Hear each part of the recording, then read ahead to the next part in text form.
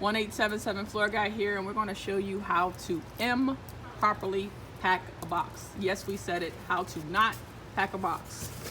So Mike has a 7x7x12 box, and he's getting ready to pack a gallon. So number one, you want more tape than this. This is not how we want you to put tape on the bottom of the box. You actually need two pieces. So never one piece of tape. Always put two or three at the bottom.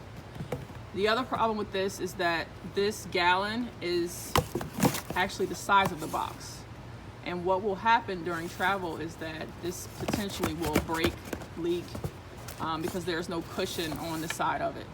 So if you look at here, no room for the box or the gallon to move.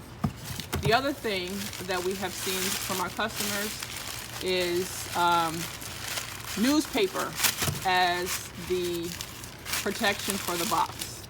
This is a big no-no. For the same reason that I just gave, there is nothing really protecting the gallon. So during travel, if this box hits the ground, it gets tossed, maybe sit on another box.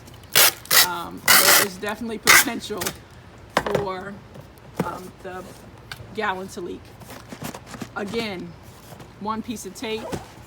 As you can see, it's already starting to open. So you definitely want to put 2 or 3 pieces of tape at the top of the box as well.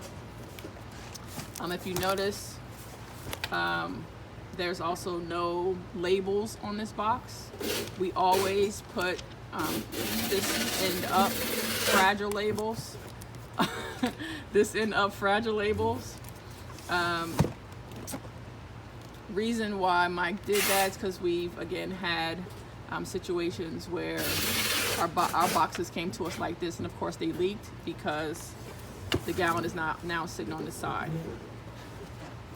So this is the good one. This one is a big no-no. Good one, no.